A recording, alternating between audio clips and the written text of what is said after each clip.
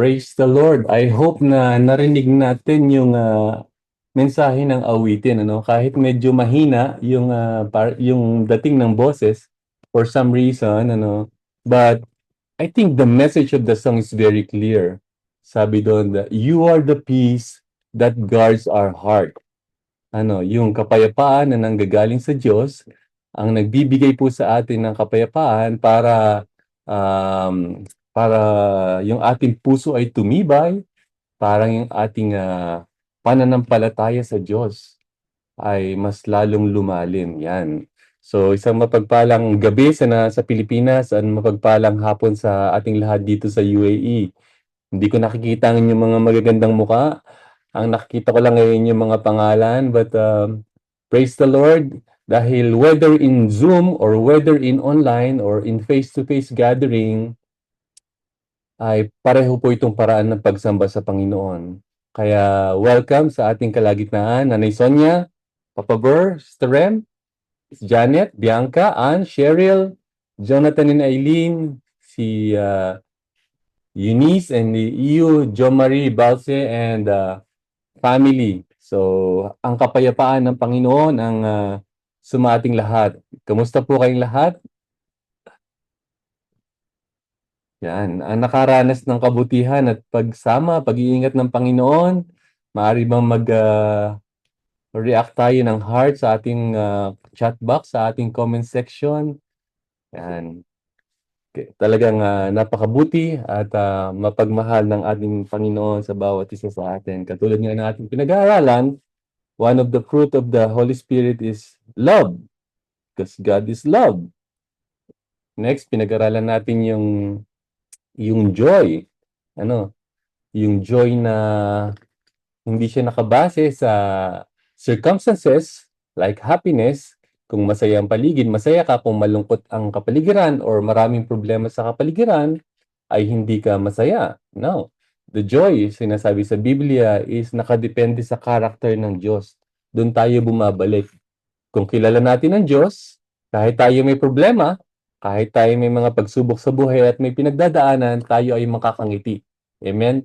Dahil merong joy na pinagkakaloob ang Diyos sa atin na hindi natin maipaliwanag. It's inexplainable na tanging nararanasan lang yon nung merong banal na spirito na joy sa kanyang buhay. And today, we will going to continue our study about the fruit of the Holy Spirit o yung bunga ng banal na spirito. I hope na nababawasan, napipitas natin yung bunga ng banal na spirito sa ating mga buhay.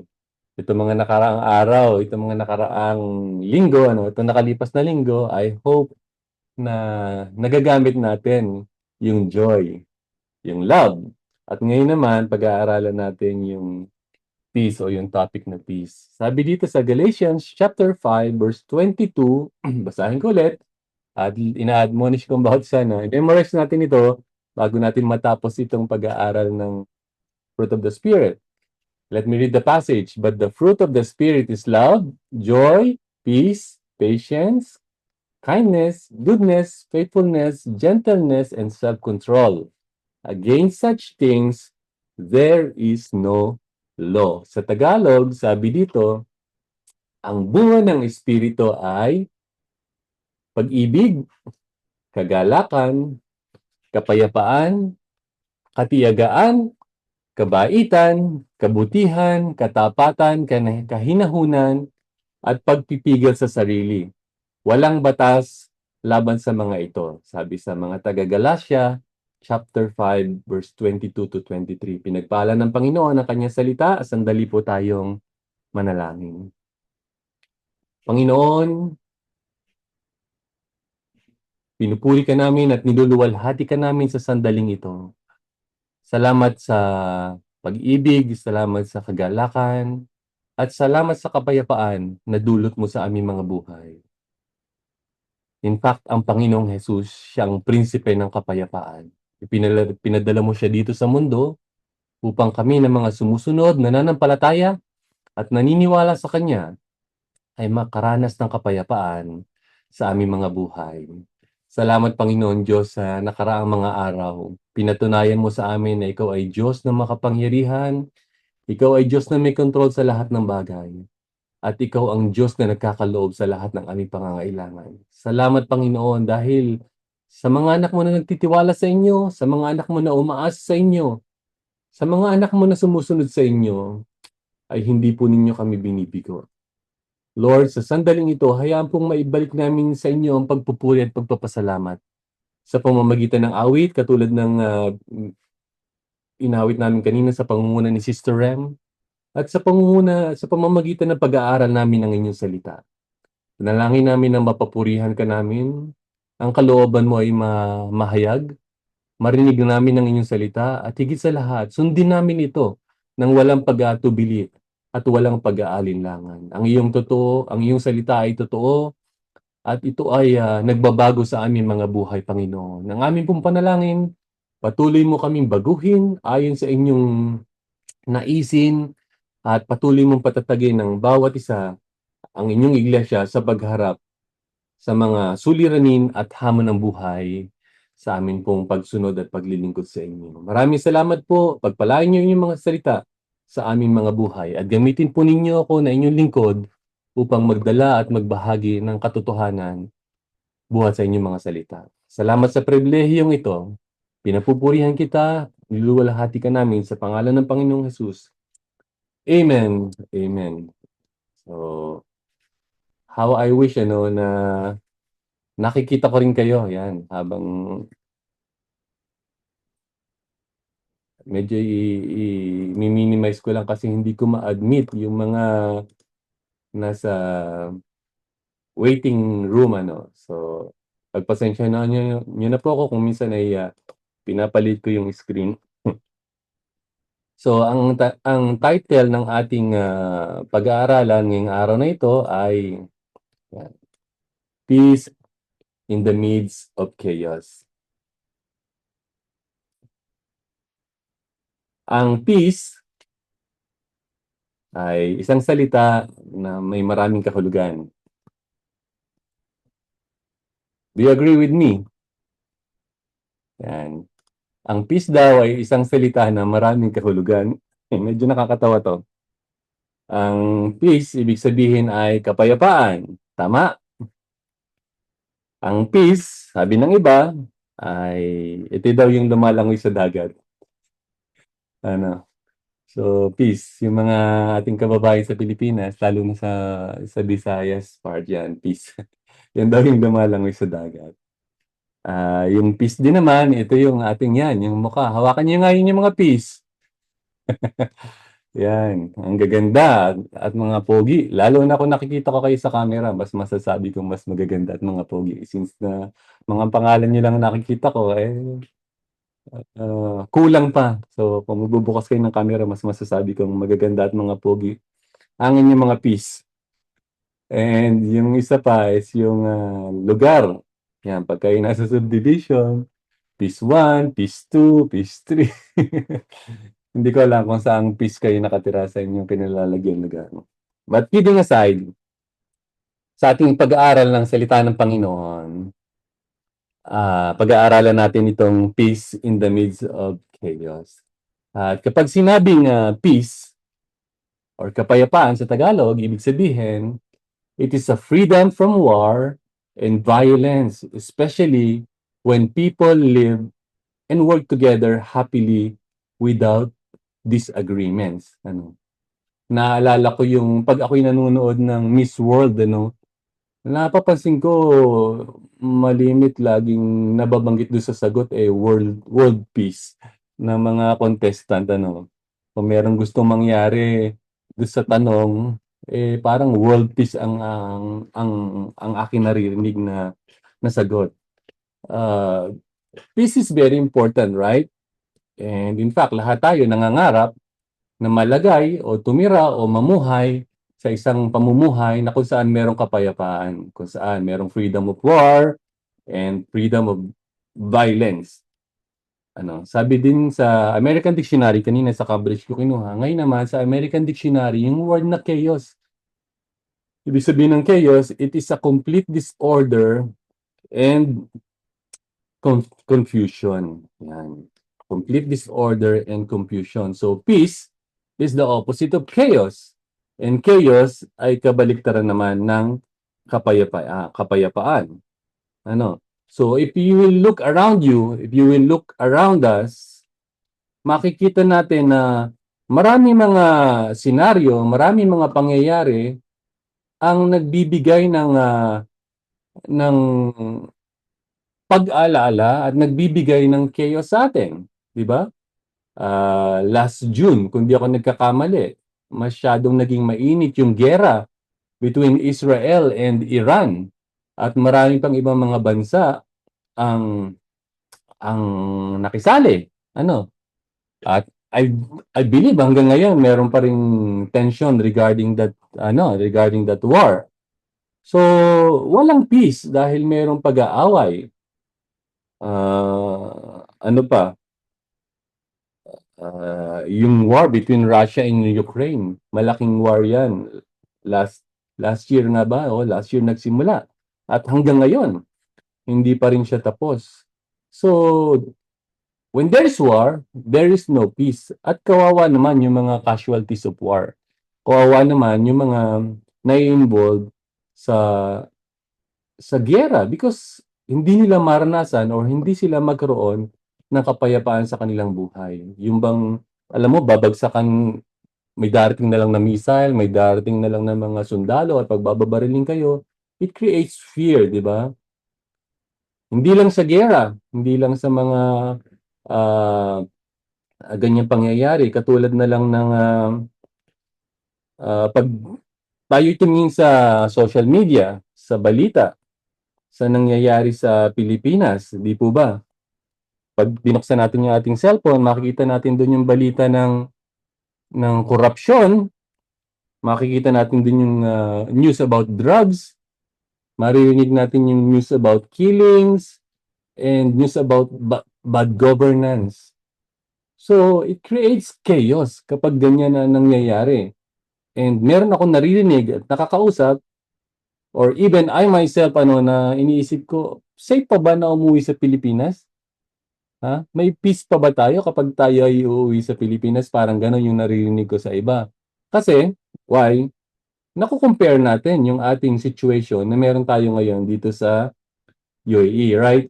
We have peace or merong the situation here in UAE is peaceful. And guess what, mga kapatid, sabi sa akin ni Riel, ngayon daw 2025, mid-year ng 2025, based sa Numbeo Safety Index with a score of 85.2, nagra-rank daw ang UAE sa safest country in the world 2025 ayon sa survey ng Numbeo Safety Index.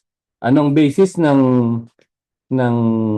bakit UAE ang number one safest country in the world? Sabi dito, it is based on public perception of crime.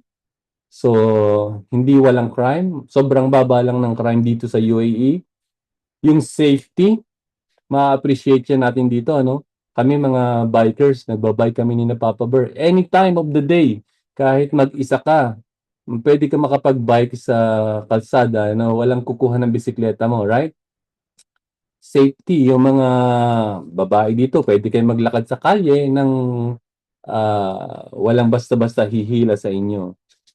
So, it's based on public perception of crime, safety, and law enforcement confidence. Yan. Alam nyo, itong law enforcement confidence, kahit na libu-libong tao ang nasa kalsada at meron lang iisang pulis, alam nyo dito sa UAE, sumusunod ang mga tao, right? Kahit isa lang na sasakyan na pulis ang nandyan, lahat ng mga sasakyan, lahat ng mga tao ay gumagalang sa pulis at sinusunod yung authority ng kapulisan. And that's the reason why ang UAE, particularly ang Abu Dhabi at Dubai, ay consistently ranked sa safest city in the world. At Dubai nga ang UAE nga safest country ngayon. So, I hope na ah, sa ating pag-aaral ng salita ng Panginoon ngayong araw na ito, ay matagpuan natin ang totoong kapayapaan na ipinagkakaloob ng ating Panginoon. Alam mo, yung word or yung being peaceful is always being tested. Sinusubok tayo ng Panginoon kung ano yung situation ng peace sa ating mga buhay. When we accepted the Lord Jesus Christ, He gave us the Spirit. And the Spirit of peace is in our lives. Pero tinetest tayo ng Diyos sa bawat situation, sa bawat pangyayari ng ating mga buhay. Kapag dumarating ang chaos, kapag dumarating ang disorder, kapag dumarating ang confusion, ano yung nangingibabaw sa atin or paano natin pinapamuhay yung kapayapaan? Ako, to be honest, tinest ako nitong mga nakaraang araw. Yung peace sa aking puso. So, kung kayo po ay kabilang sa group chat ng Global Connection Family, nag-forward ako doon ng prayer request, prayer items na si Jarel ay ilang araw na on and off ang kanyang lagnat. So parang inabot yata ng 3 days after namin magaling sa Abu Dhabi. Dahil sa pagod at dahil na rin sa viral, sa meron ngayong viral na sakit, na influenza, lalo-lalo na sa mga bata, although tinatamaan din ng matanda, but mag-ingat po kayo, lalong-lalo na sa mga bata. I believe pati rin sa Pilipinas ganon. So ganun na nangyari kay Jarel. On and off ang kanyang lagnat. And hindi kami halos makatulog mag-asawa.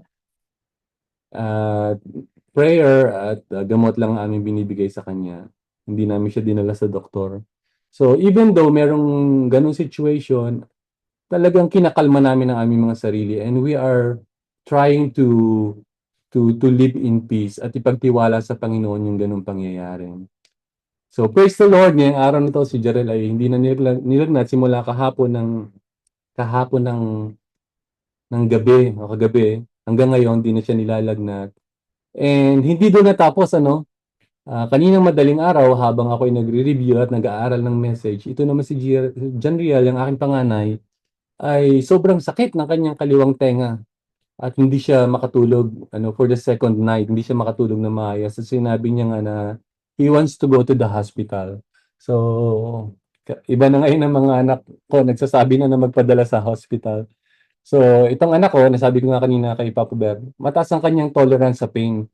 Kaya nung sinabi niya na dalhin siya sa hospital, hindi na ako nagdalawang isip o hindi na kami nagdalawang isip ni Mrs. na dalhin siya sa hospital kahit na 2 a.m. So, nagpe-prepare ako ng mensahe about peace, and then tinetest ang peace sa aking puso. Paano ko magtitiwala sa Panginoon sa mga ganitong pangyayari ng aking buhay? So, nagpray kami, and hinatid namin ang aking anak. Kami lang ama ang pumunta sa hospital dahil si Mrs. ay may pasok ngayong araw na ito. Nandiyan siya ngayon nakikinig sa atin, but she's at work right now. So, nakita ng doktor, dinala kami sa tamang hospital at tamang doktor at binigay yung tamang gamot. And praise the Lord, dun sa hospital, after niya mainom yung gamot, isang gamot, nagbago yung kanyang muka, nagbago yung kanyang pakiramdam at sinabi niya, "Daddy, I'm hungry. I want to eat and I want to go home."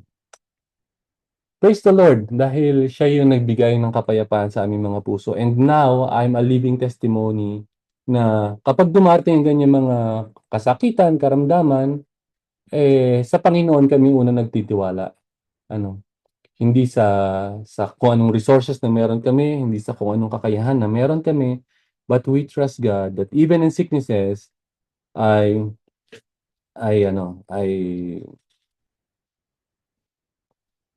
kontrol ng ating Panginoon. Kaya kung kayo ay merong hindi o may sakit na nagki-create sa inyo ng panic, ng chaos, ng disorder, I hope that the peace of God be upon you in your heart. So hindi lang sa pagkakasakit in our family, tinitest tayo sa church, in our service to the Lord. Di ba may mga disorder minsan sa family, nagkakaroon ng broken family, yung relationship problem, even in the church, nagkakaroon ng mga division sa church, sa pagbabasa natin ng Bible, kumikilos ang kaaway. In our service to the Lord, marami nang lumayo sa pananampalataya, marami nang, excuse me, tumalikod sa pagsunod sa Panginoon because of chaos, because of disorder. And that is why this topic of peace, this message is very important to study because sa ating pamumuhay ng pagsunod at sa paglilingkod sa Panginoon, hindi mawawala ang kaguluhan. Hindi mawawala ang mga problema. And ang kagandahan nito, ano, merong kaloob at merong regalo ang Panginoon na kapayapaan na idinudulot niya during the times of chaos. Ano? Sabi dito, ang kapayapaan na bunga ng banal na espiritu ay hindi nakabase sa maayos na sitwasyon lamang ng kapaligiran. Kaya nga ipinagkaloob ang banal na espiritu dahil alam ng Panginoong Hesus na tayo ay daranas ng kapighatian, daranas ng pagsubok, kaya merong banal na espiritu.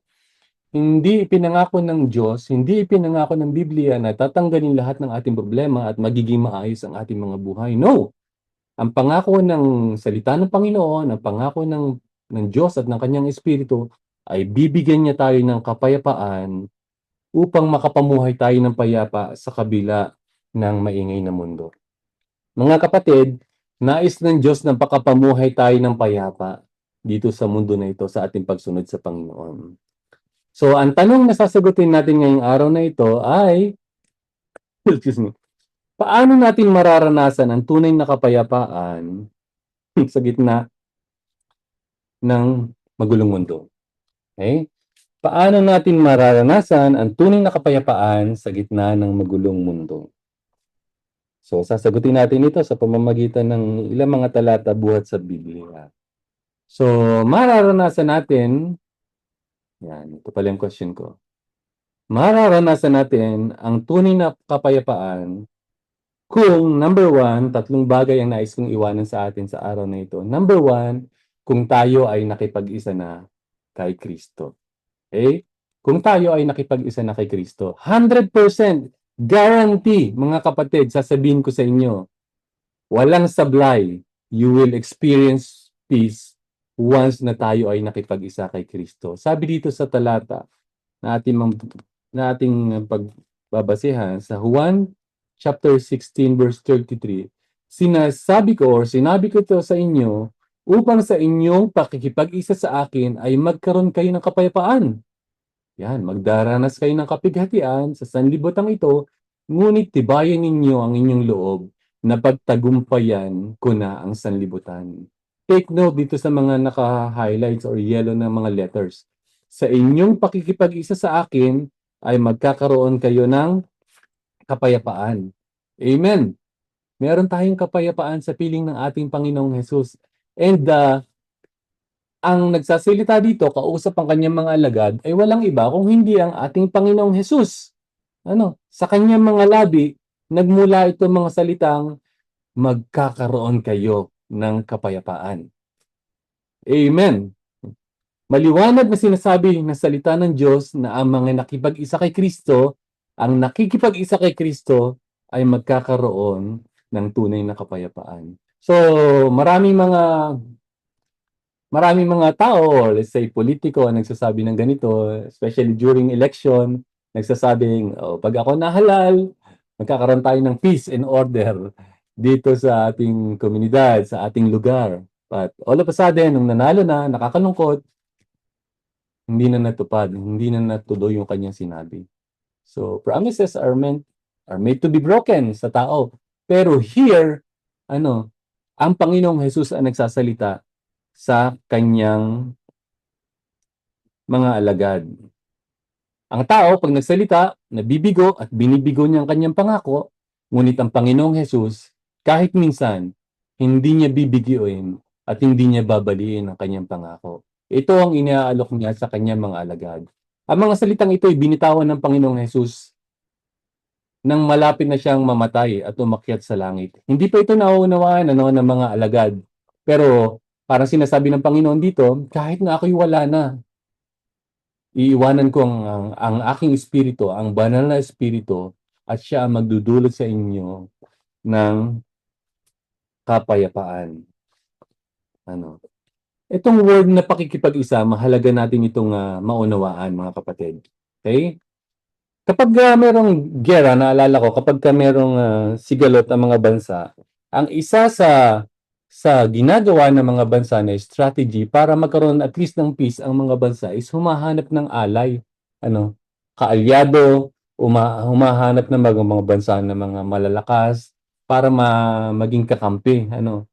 And by doing that, nagkakaroon sila ng confidence na kahit sino yung bansa na kaharapin nila, itong maliit na bansa na ito, nagkakaroon sila ng confidence na meron akong kakampi or kaalay na bansa. Ano?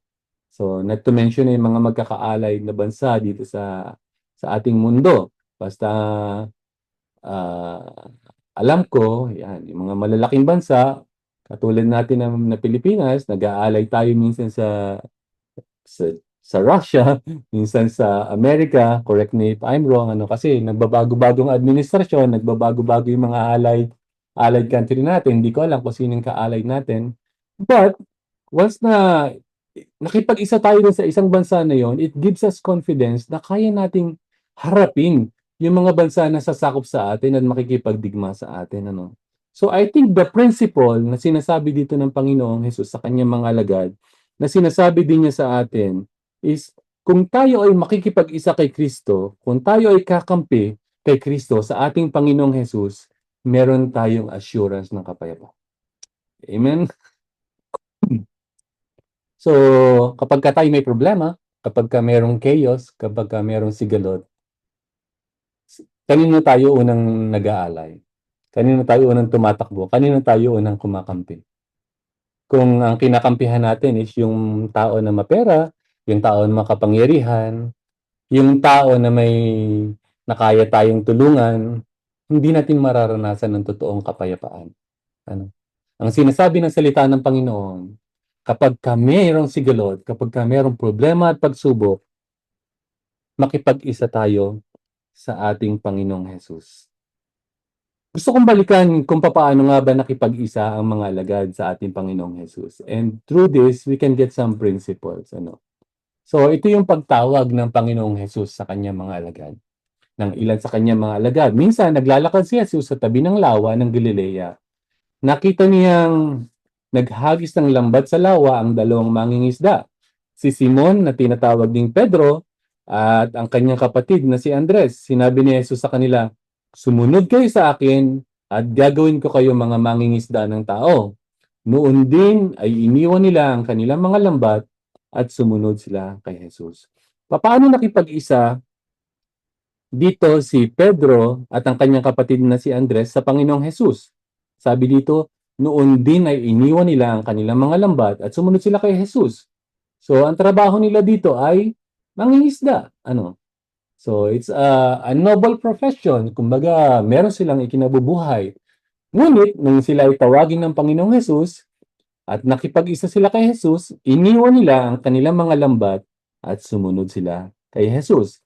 Ito yung second scenario sa Matthew 4:18 to 22. Ano? Nagpatuloy sa paglalakad siya ng paglalakad at nakita rin niya ang mga kapatid, ang magkapatid na si Santiago at Juan na mga anak ni Zebedeo. Sila ay nasa bangka, nakasama ng kanilang ama at nag-aayos ng lambat. Tinawag din sila ni Jesus. Agad nilang iniwan ng bangka at ng kanilang ama at sumunod kay Jesus. Paano nakipag-isa ang magkapatid na si Santiago at si Juan sa Panginoong Jesus? Nang sila ay tinawag ni Jesus, anong ginawa nila? Agad iniwan ang kanilang bangka, iniwan ang kanilang ama, at sumunod sila sa Panginoong Jesus. Wow! Tayo, bago tayo sumunod sa Panginoong Hesus, ang daming beses na tayong inaanyaya, no? Ang dami ng beses na mga tao ang nag-share sa atin ng gospel bago natin sundin at tanggapin at kilalanin ng Panginoong Hesus sa ating buhay. Here, the scenario is different. Hindi pa nila lubusang kilala ang Panginoong Hesus, but nang tinawag sila ng Panginoong Hesus, agad nilang iniwan ang kanilang kinabubuhay, iniwan ng bangka, iniwan ng pamilya, at sumunod sila sa Panginoong Hesus. They made the right decisions, but also they made the hard decisions. Dahil, why? Because, alam mo yun, the future is uncertain to them. Hindi nila alam ang future. Ang alam lang nila, sila ay sumusunod sa Panginoong Hesus. Hindi madaling iwanan ng ikabubuhay, hindi madaling iwanan ng ari-arian, hindi madaling iwanan ng pamilya para makipag-isa at sumunod sa Panginoong Hesus dito sa case ng mga disciples. But anong ginawa nila? Sumunod sila at nakipag-isa sila sa Panginoon. And when you read the Bible, dumaranas sila ng pagsubok, dumaranas sila ng mga problema. But Jesus Christ, dito sa gospel, ina-assure lagi ng Panginoong Hesus na kapag kasama nila ang Panginoong Hesus, mayroon silang kapayapaan. Amen? Amen. Meron silang kapayapaan. So, meron ba tayong kapayapaan sa ating mga puso? Tayo na mga sumunod, tayo na mga tumanggap sa Panginoong Hesus, tayo na mga kumilala sa Panginoong Hesus, may pangako ang Panginoon. Pinagkakalooban niya tayo ng kapayapaan.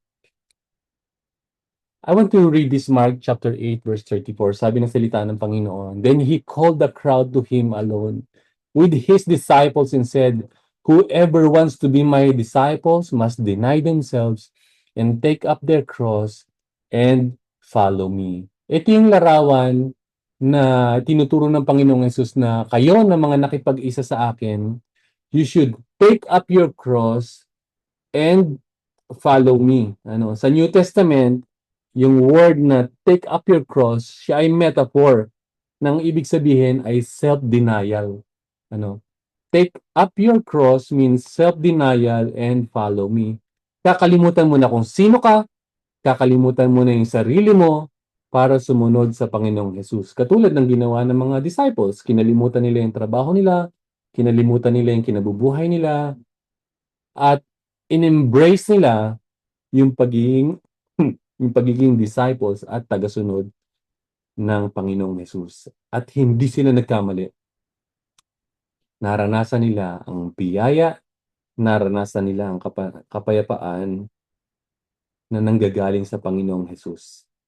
Ito ang ibig sabihin ng pakikipag-isa kay Kristo. Mga kapatid, kailangan pasanin natin ang ating krus at kalimutan ng ating sarili at sumunod sa Panginoong Hesus kung gusto mong maranasan ang kapayapaan na kanyang ibinibigay o kanyang iniaalok. At hanggang sa ating kapanahunan, mga kapatid, ito pa rin ang kanyang panawagan. Ito pa rin ang kanyang ibinibigay na mensahe sa atin.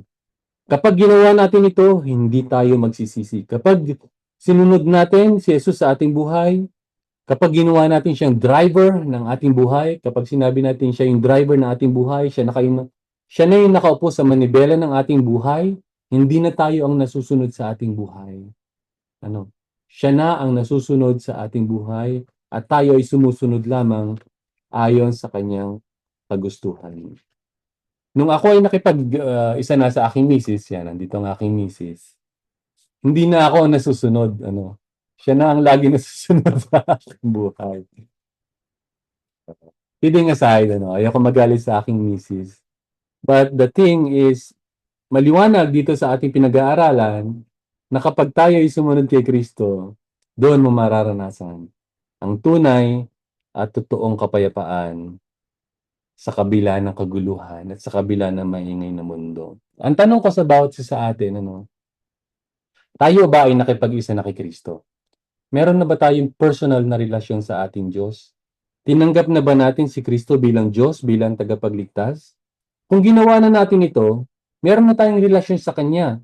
At dapat sumusunod na tayo sa Kanya at ating pinakikinggan ang nais niya sa ating buhay. Amen?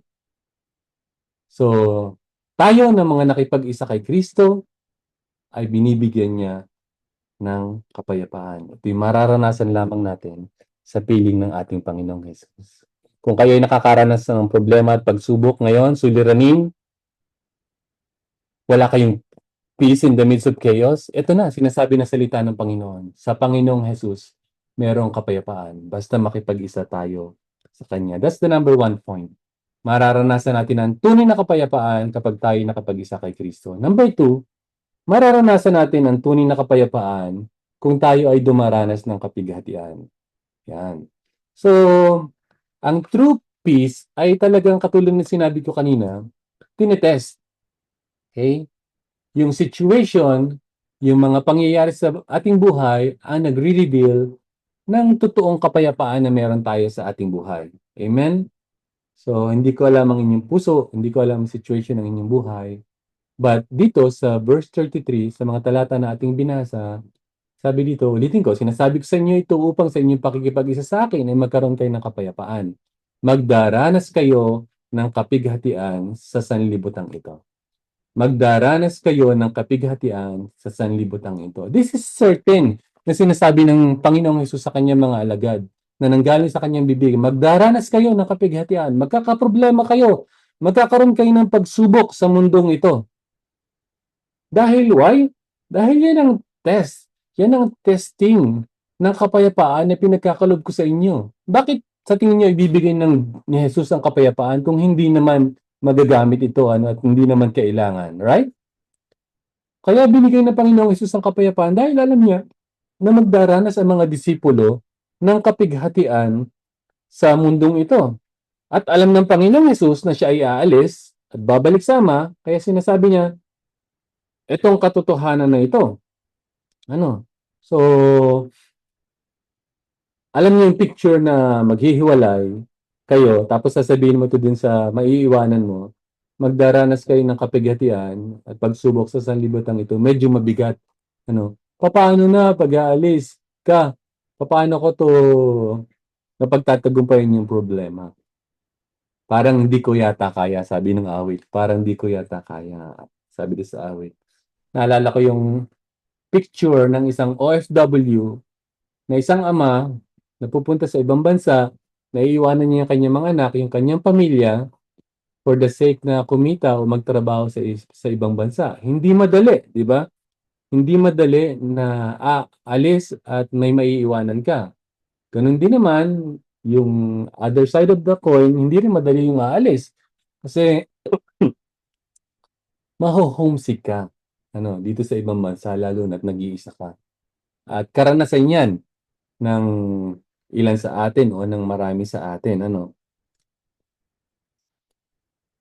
Ngunit, ngunit ang pangako ng Panginoon, kahit siya iaalis, kahit daranas ng mga pagsubok, ay ang banal na espiritu ay kanyang iiwanan at kanyang magiging comforter natin. Sabi sa John chapter 16, 1-4, sinasabi ko ito sa inyo, ang Panginoong Hesus ang nagsasalita pa rin ito, upang wag ninyong talikuran ang inyong pananalig, ititiwalag kayo sa mga sinagoga, darating ang panahon na ang sino mang pumatay sa inyo ay mag-aakalang naglilingkod siya sa Diyos. At gagawin nila, nasan yun? At gagawin nila ito sapagkat hindi nila ako kilala, ni ang Ama. Subalit, sinabi ko na ito sa inyo upang kapag dumating na ang oras na gagawin na nila ang mga ito, maaalala ninyo ang sinabi ko sa inyo tungkol dito sa kanila. So ito, related ito dito sa sinasabi ng Panginoong Hesus dito sa mga alagad, na magdaranas kayo ng kapighatian sa sanlibutan ito. Na ito na nga yung mga kapighatian na ito. Ititiwalag ang mga alagad, papatayin, ipipersecute, at gagawa ng hindi masama.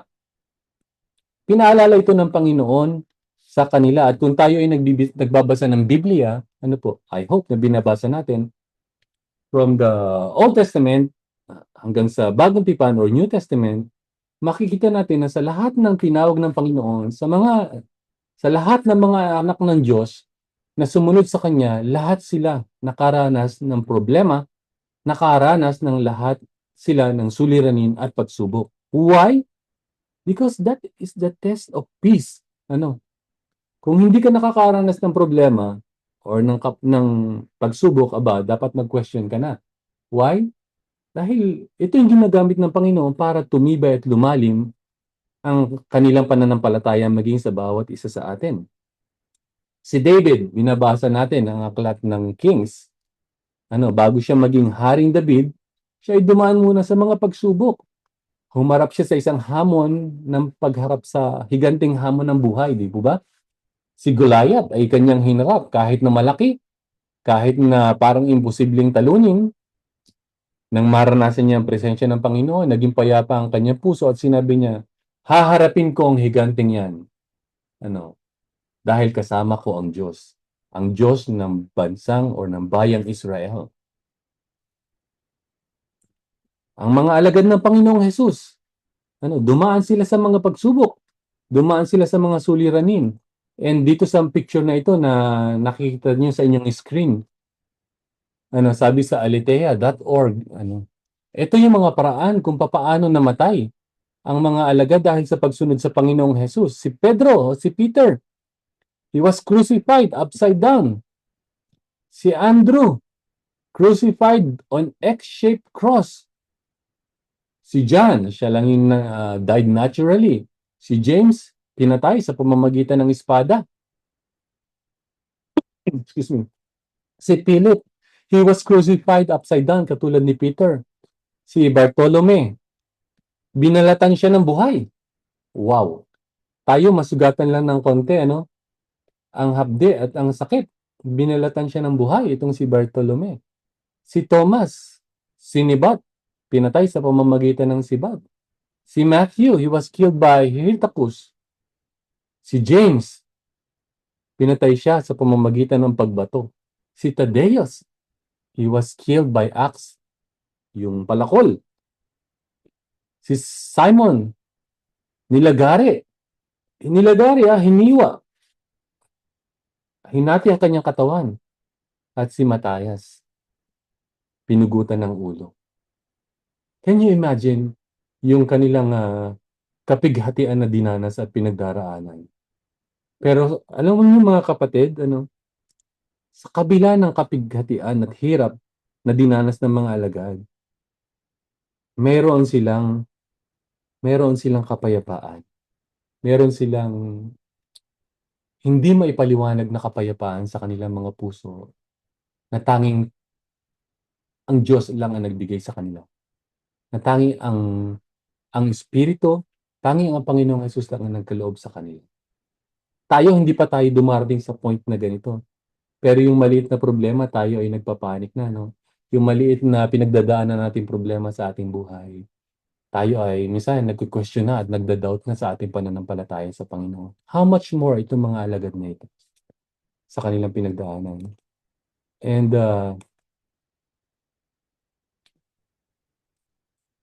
let me jump into this. I think this is the greatest example ng dumanas ng hirap, dumanas ng pagsubok, ngunit nakita natin ang kapayapaan sa kanyang puso.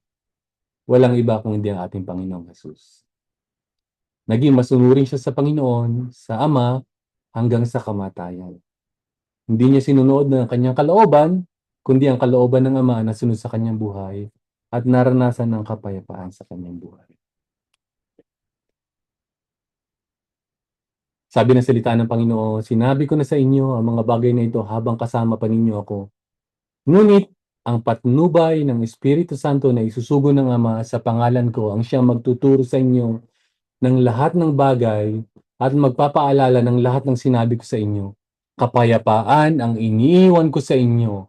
Ang aking kapayapaan ang ibibigay ko sa inyo. Hindi ito katulad ng kapayapaang ibinibigay ng mundo. Huwag mabagabag ang inyong kalooban at huwag kayong matakot.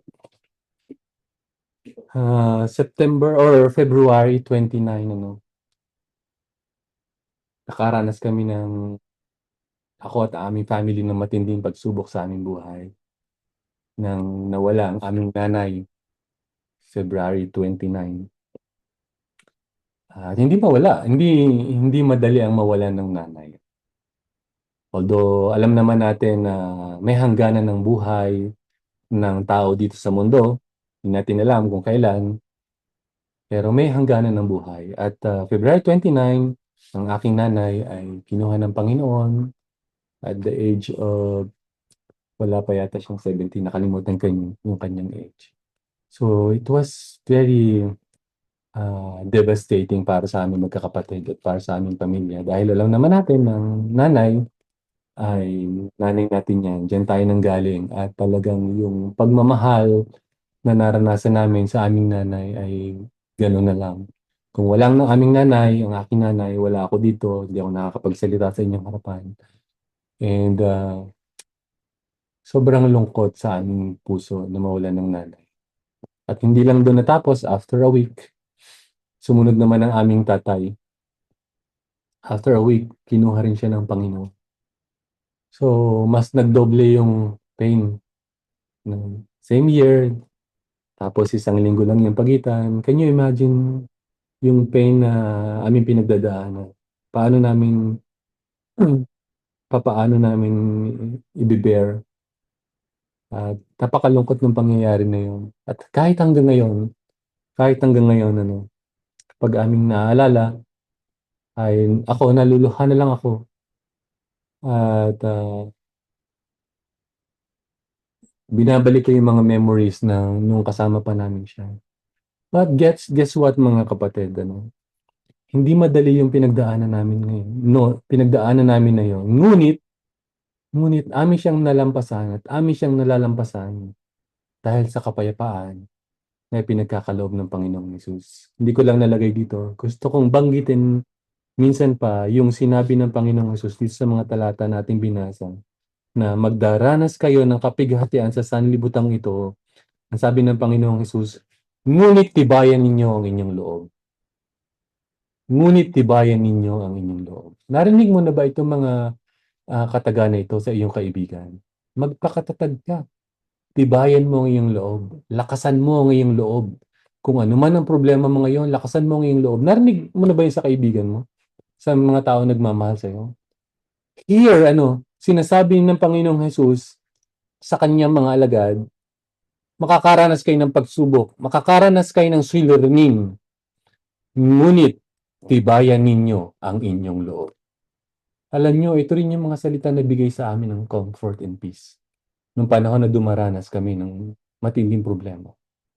Sabi na salita ng Panginoon, tibayan niyo ang inyong loob. Kung, mga kapatid,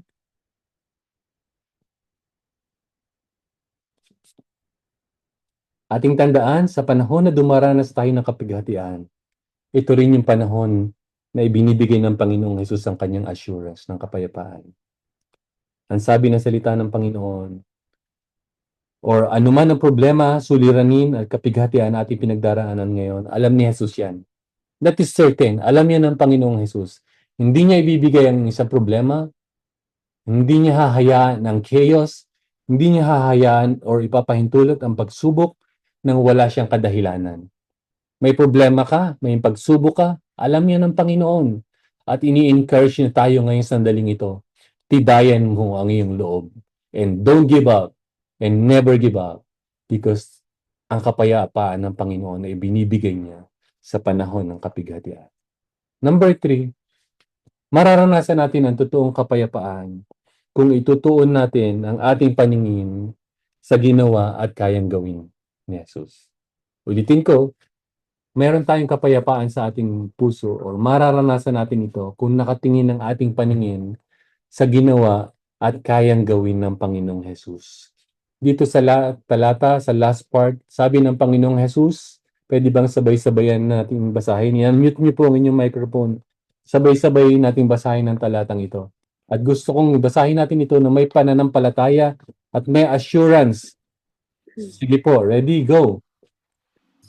Sinabi ko ito Sinabi ko tayo sa inyo upang sa inyong pag-isa sa akin ay magkaroon kayo ng kapayapaan.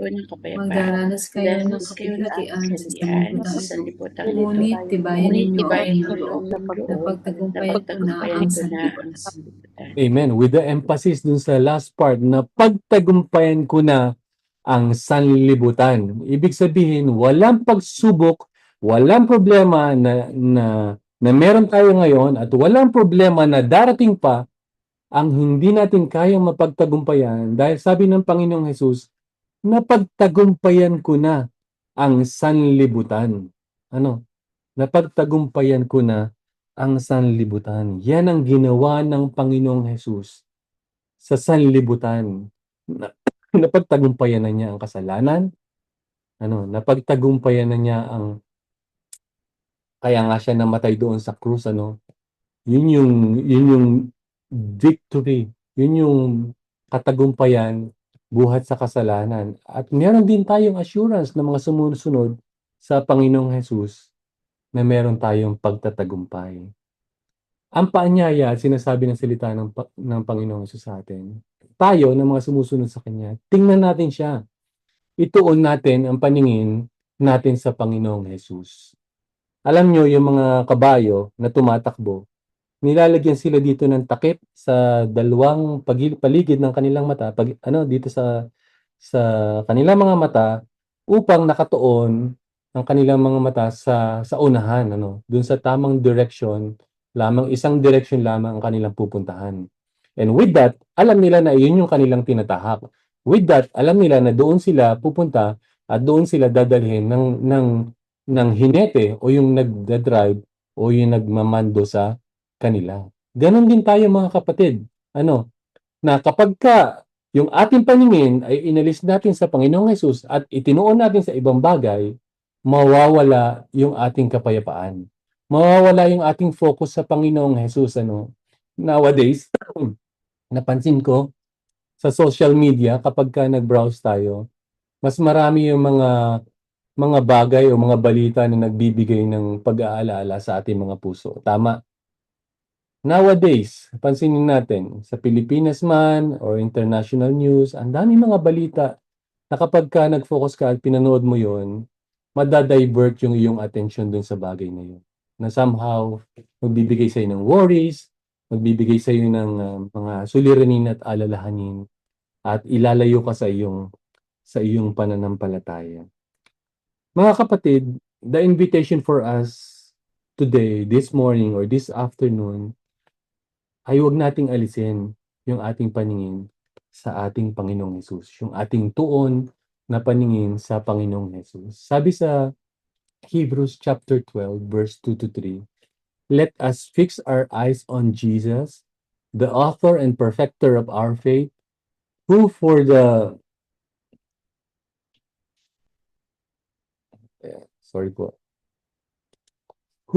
joy set before him endured the cross, scorning its shame, and sat down at the right hand of God, at the right hand of the throne of God. Consider him who endured such oppositions from sinful men, so that you will not grow weary and lose heart. Pansinin niyo yung last part. Para daw so that you will not grow weary and lose heart. Ito yung peace na pinagkakaloob, mga kapatid, ng ating Panginoong Hesus. Paano natin ma-experience itong peace na to? If we will fix our eyes on Jesus. Pag itutuon natin ang paningin natin tanging sa Panginoong Hesus lamang. Mga kapatid, marami mga distractions sa ating paligid. Mamaya, pagkatapos ng message na ito, pagkatapos ng ating service, kabi-kabilaan na naman yung mga distractions, yung mga distractors na dating sa ating buhay na magdadivert ng ating atensyon para hindi natin may apply itong peace na ating pinag-aaralan ngayon. So what is the key for us to experience the real joy or the true joy in our hearts? We should fix our eyes on Jesus. Fix our eyes on Jesus. Mga kapatid, sa aking pagwawakas sa mensahe na ito ngayong araw na ito, if we are in the midst of problem, in the midst of chaos, in the midst of difficulties, lagi lang natin tingnan ng ating sarili. Are we in the center of God? Are we in the center of the will of God? Naalala ko yung bagyo. Alam niyo yung bagyo, meron siyang tinatawag na mata ng bagyo or the center of storm. Alam niyo ba yon? Na yung mata ng bagyo na yon, kapag ikaw ay nasa mata ng bagyo or dumaan sa iyo yung mata ng bagyo, hindi mo ma-experience yung bagyo. Right? Kasi umiikot siya di ba? Yung bagyo, umiikot siya. Na parang yung ipo-ipo, alam niyo, na pag dumaan sa iyo, yung bagyo na yon, yung ipo-ipo, sa gitna noon, hindi mo ma-experience yung bagyo. O meron kang peace, meron kang kapayapaan sa gitna ng bagyo kahit na yung kapaligiran ay nawawasak, kahit na yung kapaligiran ay nasisira. Dahil doon sa center ng bagyo, nandun yung kapayapaan, nandun yung calmness, nandun yung stillness. The same thing, mga kapatid, gusto kong makita natin, the same principle, that when we are in the center of God's will, when we are in the center of God's will, we will experience peace in our lives. Amen. So that is the message that God is trying to tell us today. Number one, make sure na tayo ay nakipag-isa kay Kristo. Number two, make sure 100% dadaan tayo sa problema. But anong sabi ng Panginoong Hesus? Salita niya, lakasan mo ang iyong loob. Tatagan mo ang iyong loob. Sa Kanya tayo kakapit, sa Kanya tayo lalapit. And number three, kahit na malayo pa yung problema, kahit na tayo nasa problema, kahit wala pang problema, ituon natin ang mata natin sa Panginoong Hesus. Knowing that when we are in the center of His will, we will experience peace in our lives. Tayo po ay manalangin. Lord, salamat sa reminder mo sa amin buhat sa inyong mga salita. That you are the only true source of peace. Hindi po yung mga temporary na bagay dito sa mundo. God, nangungusap kayo sa amin na kung kami matagal na mga Kristiyano, ngunit hindi pa rin namin nararanasan ng totoong kapayapaan. I think there's something wrong with our personal relationship with you. Dahil maliwanag na sinasabi mo sa inyong mga salita, kung kami nakipag-isa sa inyo, pinagkakalooban niyo kami ng kapayapaan. Kung ito ay hindi namin nararanasan, Lord, hayaan niyo pong siyasatin namin ang aming mga sarili. At makita namin ano yung reason bakit hindi namin maranasan ang kapayapaan. Kung kami naman ngayon ay nasa gitna ng problema at para bang hindi na namin kaya ang problema at para bang gusto na namin mag-give up, Lord, nangungusap kayo sa amin at sinasabi mo sa amin, lalo namin tibayan at tatagan ng aming loob. Lalo namin tatagan ng aming pananampalataya sa inyo. Dahil ang pangako mo, hindi niyo kami pagkakalooban ng problema na hindi namin kayang lampasan. At sa anumang hamon ng buhay, sa aming pagsunod, sa aming paglilingkod, lagi ka namin kasama, Panginoon. Thank you, Lord, because in your presence, in your side, in you, we have peace, we have calmness. Salamat sa inyong mga salita. Babaunin namin ito, Panginoon. And sabi mo sa inyong salita, blessed are those who are peacemakers. Sa aming mga buhay, kami na inyong mga anak, maging instrumento kami ng kapayapaan sa iba. Hindi kami mag-create ng peace, hindi kami mag-create, ng chaos, kung hindi kami ang mag-create ng peace sa aming pamilya, sa aming iglesia, sa aming trabaho, at sa anumang lugar na kung saan kami naroon ngayon. Kami ang magpasimula ng kapayapaan at makita sa aming buhay ang bunga ng banal na Espiritu ng kapayapaan. Salamat po. Maraming salamat sa pangalan ng Panginoong Jesus. Amen. Amen. Purihin ang Panginoon. Amen. Salamat, Pastor Joel, for that wonderful message.